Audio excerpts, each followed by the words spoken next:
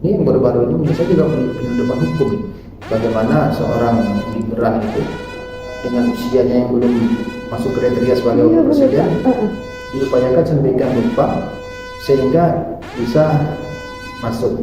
Artinya menabrak aturan untuk melanggengkan suatu kepentingan.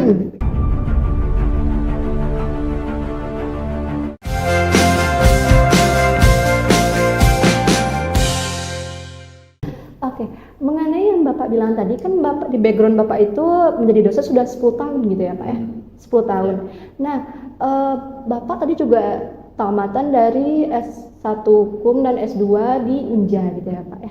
Menurut Mbak, kira-kira gitu Pak, kenapa Bapak sangat minat sekali untuk mengambil studi ilmu hukum ini gitu? Padahal kan banyak sekali ilmu yang menjadi minat kita gitu Pak. Jadi ini berkaitan tadi yang saya sampaikan mahasiswa itu gagal salah satunya salah jurusan ya. Preferensi tadi ya Pak ya. Jadi sebetulnya dulu waktu tamat sekolah ya kita kan pengen kuliah. Iya benar-benar. Pengen kuliah jurusan apa. Nah waktu itu sebetulnya saya sama dengan teman-teman semua tidak begitu punya preferensi sebetulnya, gitu kan? Tidak punya harus masuk ini karena peluang kerja ini belum sampai situ. Iya kan? benar. Belum sampai situ, masih jauh. Jadi waktu itu saya ikut SPMB namanya seleksi penerimaan mahasiswa baru karena kan SBMPTN di Inja. Waktu itu kita bisa pilih 2 atau 3 jurusan, pilihan utama dan pilihan kedua, gitu kan. Nah saya bikin dulu pilihan pertama itu ekonomi. Pilihan kedua hukum. Gitu. Kenapa saya pilih ekonomi? Karena saya dulu sekolahnya di SMEA, SMK ekonomi, gitu kan. Nah itu SPMB lulus, tapi lulusnya di hukum. Nah gitu, lulusnya di hukum. Ya saya sih ya fine aja, waktu itu kan nggak gitu terbeban buku di sini, enggak, fine aja jalani. Nah setelah jalani ternyata menarik. Banyak tantangan ya Pak ya. Kan itu menariknya begini, kalau ekonomi itu kan hitung-hitungannya ya. Iya benar Pak. Saya termasuk yang kelemahan matematika. Sama kita Pak. Jadi ternyata ada hikmahnya ternyata. Iya. Nah hukum itu tidak bicara matematika, tidak bicara hitungan, itu bicara logika, bicara penalaran, sebagainya. Dan saya tertarik dengan itu gitu. Jadi ternyata jurusan ini sesuai passion saya ternyata, gitu kan. Maka saya sampai bisa lanjut S2, bahkan sekarang lagi studi S3 gitu kan. Kalau nggak sesuai passion nggak akan mampu loh. Iya benar sekali. Karena sesuai passion. Jadi artinya ya memang senang gitu dengan itu, jadi memang mendalami gitu kan, artinya ada hikmahnya juga ternyata gitu kan. Nah gitu. Berarti ada hikmahnya membuat 2 pilihan ya Pak ya, jangan satu gitu. Begitupun dengan Caca ataupun saya gitu ya pribadi gitu ya Pak. Untuk kedepannya mungkin harus seperti Bapak punya 2 option gitu. Jadi nggak melulu kita tuh stuck di satu pilihan saja gitu kan. Ya. Apalagi yang Bapak bilang tadi, rupanya saya berjodoh di pilihan kedua gitu ya Pak ya. Menarik sekali. Kira-kira Bapak ada ini nggak Pak, niatan untuk lanjut S3-nya gitu? Oh sedang kuliah sekarang? Sedang kuliah Bapak. Oh Masya Allah sedang kuliah Pak ya, kita doakan semoga cepat selesainya Pak. Oke, pertanyaan selanjutnya Caca. Nah tadi kan Bapak udah menyampaikan alasan Bapak kenapa Bapak memilih ilmu hukum. Nah menurut Bapak nih gimana tentang penegakan hukum di Indonesia saat ini? Penegakan hukum di Indonesia ya? Penegakan hukum itu artinya bagaimana dijalankan. Sudah ada hukumnya nih, aturan sudah ada, penegakan itu dijalankan aturannya, itu kan seperti penegakan. Menurut saya bicara tentang penegakan hukum, kita harus meninjau kepada teorinya Lawrence Friedman tentang 3 element of legal system. Ada 3 unsur dalam penegakan hukum itu. Pertama adalah legal substance. Legal substance itu adalah substansi hukum atau aturan hukumnya. Kedua adalah legal structure. Strukturnya adalah aparat penegak hukumnya. Ketiga adalah legal culture, adalah budaya masyarakat. Jadi ada 3 faktor nih: aturan hukumnya, aparat penegak hukumnya, dan budaya masyarakat. Nah, maka untuk melihat penegakan hukum di Indonesia kita harus melihat pada 3 unsur nih, yang mana yang masih lemah, kan itu. Kita lihat pertama aturan hukumnya. Menurut saya di Indonesia ini aturan hukum itu cukup baik dan banyak. Bahkan banyak yang mengatakan Indonesia ini adalah rimba belantaranya undang-undang. Iya benar Pak. Karena sudah sangat banyak kali undang-undang yang ada di Indonesia ini. Dan dibuat sudah cukup baik saya pikir. Walaupun kalau masih ada kekurangan sedikit itu biasa. Tapi secara umum sudah cukup baik. Artinya dari segi legal substance, dari segi aturan di Indonesia ini hukum itu sudah baik.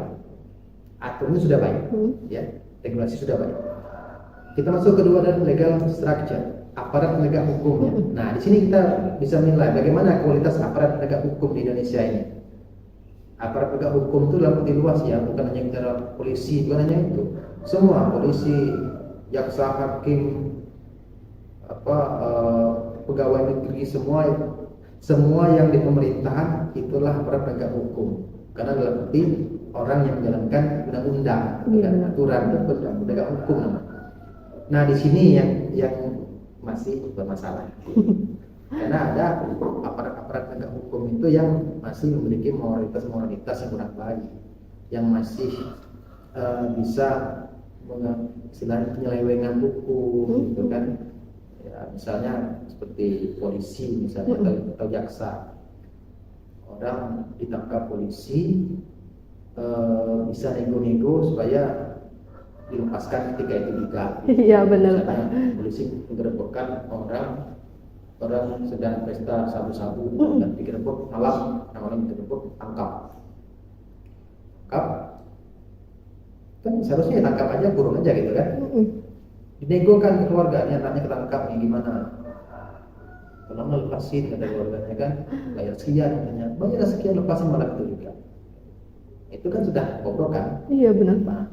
Belum lagi masalah di jaksa, misalnya, oke lah di polisi ini pakai jaksa, masalah tuntutan, misalnya, itu kan dalam pasal-pasal itu kan banyak masalah, misal pakai yang mana, gitu kan. Misal dalam segi penyalahgunaan narkoba aja misalnya, bisa jadi pemakai, bisa jadi pengedar, gitu kan. Nah, kalau pemakai kan hukuman lebih ringan daripada pengedar, gitu kan. Dimainkan di jaksa nanti ini mau pakai pasal yang mana? Kalau mau pasal pakai jadi pemakai, hukumannya ringan. Kalau mau jadi pengedar, hukumannya berat. Padahal ini pengedar yang banyak, misalnya pengedar, tapi tawarin menjadi pemakai enggak. Kalau menjadi pemakai hukuman ringan, bisa direhab, ya dan sekian, kan gitu. Jadi yang gitu-gitu itu apa ya? Memang terjadi gitu. Memang kenyataan ada. Lagi di pengadilan, hakim pun masih bisa dinegosiasi gitu. Ya, hakim pidana, hakim Mahkamah Konstitusi itu masih bisa dinegosiasi. Apalagi kalau ada paman-paman di hakim itu kan itu sangat bisa dinegosiasi kan, keluargaan gitu kan. Iya benar Pak. Nah, jadi masalah legal structure gitu. Masalah aparat ini, aparat itu ya tidak semua, tapi ada oknum yang masih memiliki moralitas yang kurang baik, masih celah-celah gitu. Iya benar sekali. Jangan kan itu kita ditilang di jalan aja, nanti polisinya nama ini mau damai tempat atau gimana? Iya benar Pak. Dan kita kasih 25.000 jadi itu sarapan gitu kan. Nah, yang terakhir ini juga pengaruh kaitan dengan yang kedua tadi, legal culture, budaya masyarakat. Budaya kesadaran hukum masyarakatnya gimana? Kalau masyarakatnya kesadaran hukumnya tinggi, itu mau aparatnya nakal, ini nggak akan jadi. Karena sadar hukum, tahu salah, ya udah hukum aja gitu kan. Itu tadi misal ditilang, memang saya salah tilang aja Pak. Saya memang menyalahgunakan narkoba, tangkap aja saya gitu kan. Tapi kan karena budaya sadar hukum masih rendah, ya di Indonesia ini kan ya budaya sadar hukumnya memang relatif rendah. Masih rendah. Masih relatif rendah. Yang simpel-simpel aja, misalnya kita berkendara, ketemu lampu merah, itu kalau nampak ada peluang itu jalan juga kan? Iya Pak. Belum lagi nggak pakai helm, gitu kan? Iya benar. Itu padahal melanggar semua itu gitu kan? Jadi masalah korupsi di Indonesia ini itu sudah budaya juga menurut saya. Benar sekali. Di level top, di level pejabat itu jangan gitu, nggak usah lagi kan? Iya benar Pak. Di level yang bawah nih korupsi juga sudah ada. Apa contoh? Yang kita aja yang masih anak-anak mulai nggak bisa ngisi tugas nyontek. Iya benar Pak. Itu cikal bakal loh itu. Dikasih uang biaya kuliah dibilangi biayanya lebih besar, tapi sisanya ya Iya, korupsi benar. juga. Iya, sama aja korupsi, Pak. Korupsi juga, belajar korupsi juga kan. Iya, benar. Nah, apa urus administrasi di kantor-kantor supaya cepat kasihkan uang, Mm-mm. supaya cepat gitu kan, korupsi juga gitu kan. Jadi artinya itu ya budayanya sudah jadi budaya kan, budaya ketidaksadaran hukum itu kan. Nah, jadi artinya kalau kesimpulannya bicara bagaimana penegakan hukum di Indonesia, artinya kalau dari 3 itu dari segi aturan, aparat dan budaya hukum, kita masih bermasalah di aparat dan budaya hukum masyarakat. Di poin kedua sama 3 berarti ya, Pak ya? Situ. Kalau aturan sudah oke lah ya, sudah kajiannya sudah dalam lah untuk buat satu undang-undang itu kan, Iya, benar. naskah akademiknya terkait dengan baik. Tapi bermasalah itu di penegakannya ini. Kalau aturan sudah dibuat sebagus Sudah mungkin cukup dan sudah semaksimal mungkin. Oke, Bapak. Mengenai option Bapak yang kedua tadi itu kan tentang ada legal sanction gitu ya Pak, atau tentang aparat penegak hukum gitu kan. Bahwasanya tadi Bapak juga ada bilang atau sering juga kita temui di masyarakat di lingkungan kita, bahwasanya ini ada beberapa oknum penegak hukum ini yang minta, bisa ditilang tuh dia minta gitu ya Pak ya. Nah, mau diselesaikan secara keluarga atau dibawa ke kantor gitu ya. Nah, mengenai peran penegak hukum seperti Polri dan TNI ini, nah bagaimana pendapat Bapak tentang penegak hukum dan beberapa kasus ini yang membuat kepercayaan masyarakat ini menurun karena mereka memang tidak sepatutnya begitu, tapi dibuat tidak baik gitu karena perilaku mereka. Jadi berkaitan dengan tadi ya. Iya, benar sekali. Pertama, penegak hukum itu yaitu semua penegak hukum lah ya. Tapi kalau Polri dengan TNI itu kan beda tugas. Iya, benar sekali. Kalau Polri itu untuk keamanan negara, kalau TNI untuk pertahanan negara. Nah, jadi terkait dengan apa ya, rendahnya kepercayaan masyarakat terhadap penegakan hukum di Indonesia ini, menurut saya itu hal yang wajar. Hal yang wajar ada karena memang apa istilahnya track record penegakan hukum di Indonesia ini memang bermasalah.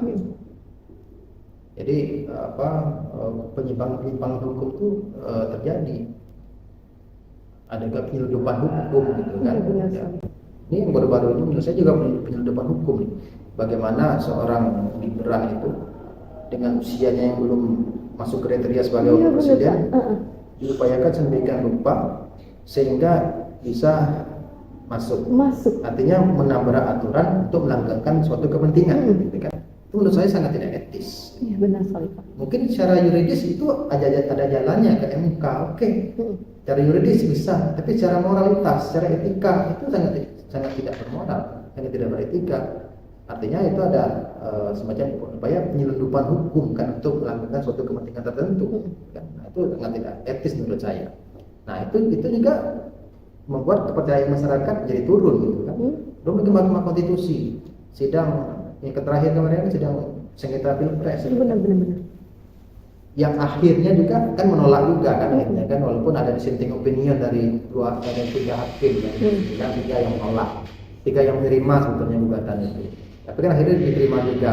Ini juga membuat menurunnya kepercayaan masyarakat pada penegakan hukum di Indonesia. Belum lagi cara yang ringan-ringan juga di masalah tilang, masalah sogok-nyogok. Iya, benar sekali ya. Ya masuk jadi anggota jadi Polri, jadi aparat Polri itu juga sogoknya berapa? Lagi dibayar. Nah, gitu tuh membuatkan kepercayaan masyarakat jadi turun.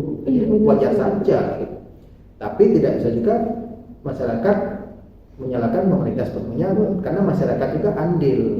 Ya, tadi kan legal culture kan budaya masyarakat, karena budaya masyarakat pun juga budayanya permisif dengan adanya penyimpangan hukum itu gitu. Permisif loh kita ini. Terhadap koruptor aja misalnya. Di Jepang itu orang kalau korupsi, misalnya ada yang korupsi di pemerintah, pejabat pemerintah korupsi itu malunya luar biasa. Dia akan ketika jadi tersangka aja dia akan mengundurkan diri dari jabatannya karena malu. Rasa malu tadi ya Pak ya. Malunya sangat tinggi. Benar. Nah di kita ketika tertangkap jadi tersangka kan nggak mundurkan diri kan akan bicara biarkan proses hukum berjalan kan gitu kan, nunggu diputus dulu baru mundur kalau memang dia terbukti bersalah, kalau enggak gitu kan.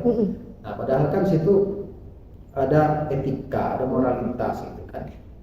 Dan kita pun juga permisif, kadang kita berpikir begini, dan nonton TV ada orang korupsi pejabat negara, wajarlah dia pejabat ya. Iya, Kalau benar. korupsi itu kan permisif kita. Iya, iya. Nah mestinya kan kita tidak mentolerir itu mestinya gitu kan, tapi kita permisif dengan itu. Nah ya ini kembali lagi kepada bahwa ternyata aparat dan budaya kesadaran hukum masyarakat kita masih cukup rendah. Nah maka penegakan hukum di Indonesia itu menjadi kurang baik.